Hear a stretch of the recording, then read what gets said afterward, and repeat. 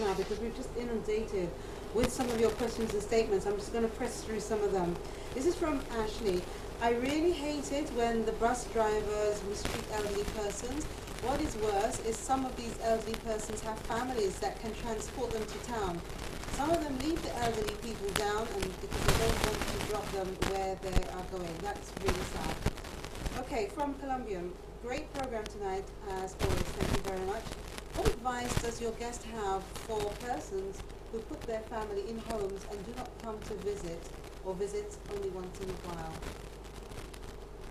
As well, we actually have this situation, and my staff and myself, we have decided not to, you know, fuss or fight over these things. It's extremely sad.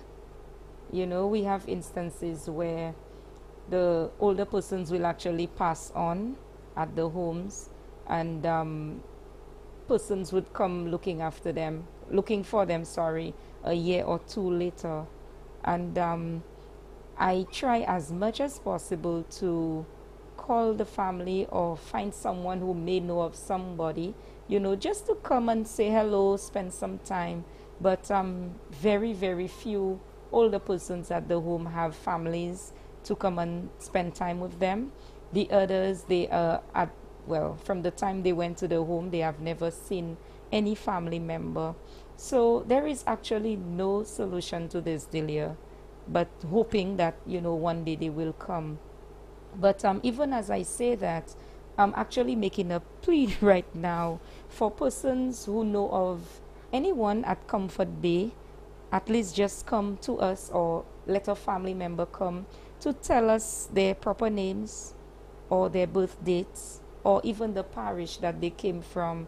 Because our greatest fear at Comfort Bay is that this person will actually pass on and we do not know an actual age or birth date that we could actually, you know, prepare funeral arrangements and that sort of thing. I'm going to ask a really horrible question, but I must ask it.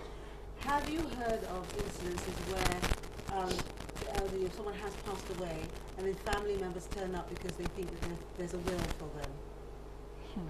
That's a yes. Okay.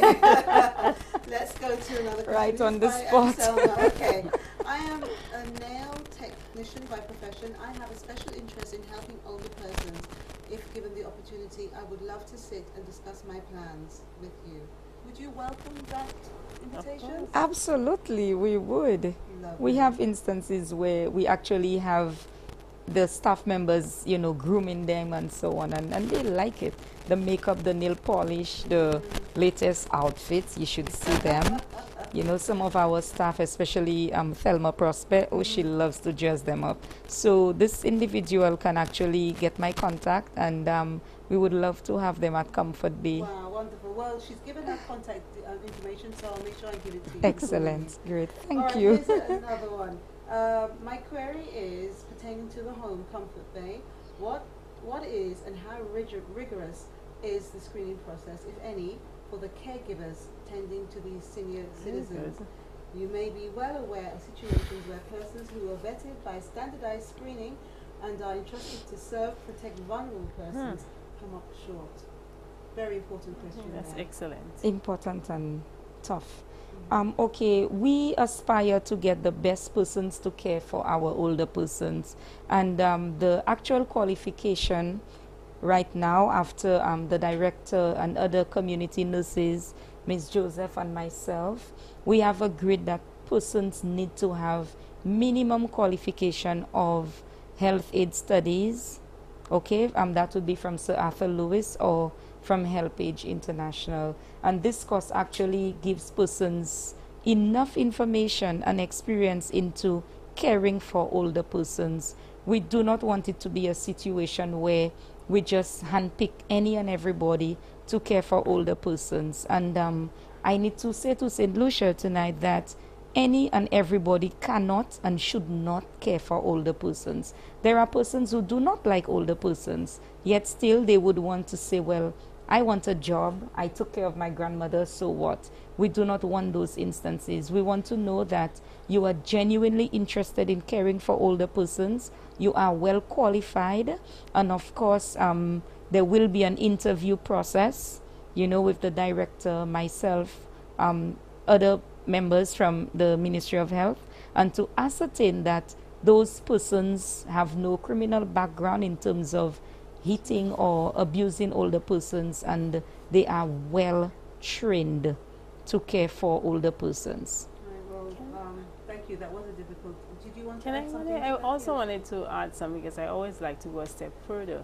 I think it's also a cause now for St. Lucia to also look at the training division and also the public service, because sometimes we have persons who are not quite aware that there's a lot of work going on, and in the sense of, you spoke about the person who emailed you spoke about what is the screening process, and I think also we need to also sensitize departments who actually recruit persons for employment. They need to be aware of certain criteria, measures, and also training, because sometimes departments are the one in charge of hiring staff, and those things are not taken into consideration. And obviously the police character, that is very important, because sometimes people will just come and say, I want a job, I want to take care of an older person, but actually there is a record, you know, and I think this is very important, because sometimes persons are employed at homes and they too abuse persons. I was about to add And that. it's not limited to the person's private home. So I think in making a decision as to employing carers, whether it be at Comfort Bay, Or marry whether it's home, anywhere. what have you, that these persons are screened and also they are Are adequately qualified. trained and qualified to perform those duties. Okay. I Thank think you. this is very important. Very much. Now I have to say goodbye to both of you. The time has come by really, really quickly. You've made, you know, a very good kind of final message there. I don't know whether there's just anything tiny that you'd like to add, because I actually think that was an excellent way. And is there if there was anything else that you wanted to add? On One that? of the things I really want to Very add briefly, that please. Comfort Bay is already doing is actually they involve the community in the care and younger persons. I would really love to see more children and teenagers involved in the care of older persons, and by sensitizing them with the programs at Comfort Bay and also other agencies when it comes to care of older persons. Okay, thank you very much. Thank you. And I'm saying thank you, but not goodbye, because you have to pull out one of our winners. And Charmaine, your final words, briefly, please. In addition to reporting to the police, contacting human services and so on, the other thing that we would like to see done for older persons' care is implementation of policy and draft proposals and so on. And as we speak, we are embarking on a revision of a draft policy for aging. Well, we want it to be more or less healthy aging. And we have a national consultation whereby everyone from across the island, well, not every single person, but most persons will be involved, okay? And we want the voices of the young, the younger ones, the older ones, the middle age, the employed, the unemployed carers, and everyone to be a part of this national effort, whereby we could continue to provide care for older persons. But in closing, I want to share with St. Lucia that being at Comfort Bay, I count it a blessing, okay? I do not have grandparents, and they are all beautiful people. They have wonderful stories, wonderful experiences to share. And what pains me the most is knowing that most of them, they have quite a bit of wealth, have or had, and their children actually just neglected them. It's not bad being in a home, but then it becomes worse when family members don't turn up, you know, to care for you. So my plea is, anyone who knows of anyone who is at Comfort Bay, well, it used to be Margaret Tooth. Okay, so connaître pièce moun qui te Margaret Tooth à présent yo Comfort Bay vie for. Dis-nous qui moun yo ye ko yo sorti, so that we could arrange to get proper identification cards, not to prepare for death. We're not thinking that. We wish they would not die, but you know, it's inevitable. But to allow them to, first of all, exercise their rights to vote, you know, and also for us to celebrate birthdays with them. and also to give them an accurate age. So this is what I'm begging of from St. Lucia. I hope I'm not asking too much. And let's just continue to care for older persons in the best effort possible. Thank you very much for that, Charmaine. Just a very quick thing, an email for you. Hi, Charmaine. I have to say you look as lovely as ever, and what better person to be doing your job. I can tell you, I don't know why someone could abuse an elderly person, but I want to say, please continue doing a good job. And that's going out to you. Thank All right. you. I have to wrap up, and I actually do have the questions, the giveaways here. We're going to have to draw it live as we close, as we wrap up. So I know people are waiting for that. So watch it, and we will inform you ASAP. All right. Now I just want to say, in closing, I'm going to. In fact, I've actually just been told that people want to see us do the live, so I'm going to hand you very quickly. This is for the Ferens, and to win Ferens ice cream, flavour of your choice, we said name the family behind Ferens Dairy, and of course the family is the Duveau family, and let us know who won the ice cream of their choice from Ferens. It's C. Monroe's. C. Monroe's. Not too sure. All right, yeah, that's it. Okay, we actually have an email and a phone number for you, so we will be contacting you shortly. Now, also, here we have our Valmore bag, and Charmaine will do us the honors, and we asked, what are the new products just in at Bibitel branch at AF Valmore? Of course, cement and blocks is the answer. And Columban. Colombian. All right, Colombian. I'm glad that he or she won something, because they did participate in the show tonight. So thank you very much for those. So thank you so much, both of you, Charmaine. Thank you for having us here. And I'm hoping that the viewers do contact you. I'm sure that they will, one way or the other, and yes, help please. Support. And I'll pass on that information. Yes, that's the young lady for you Thank as you. well.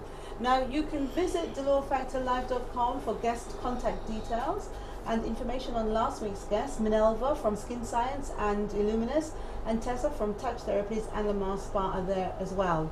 More talk on DBS, this time about the news with the Press Club with Clinton Reynolds from 8:30 p.m. this Saturday. Next week on DFL, we're talking about menopause and andropause. We've listened to many of you who have begged us to please come and talk about these life-changing topics, and we'll be exploring more of it on our next show. That's, of course, the next week. My last words for you tonight. If you are lucky, you will live to see your old age. If you are prepared, you will be able to live it well. But this blessing can be a curse if we are not surrounded by people that we love, and no amount of money can buy love. So live your life well today to ensure a better sunset. That includes being good to the elderly around you, not just your relatives and friends, but also those who are your neighbours, your fellow St. Lucians, even the foreigners among us. Know to recognise signs of abuse and know what to do about it. Why should you? Because DFL asks you to. Thank you for watching Dolor Factor Live on behalf of the DFL team and DBS. Good night and God bless.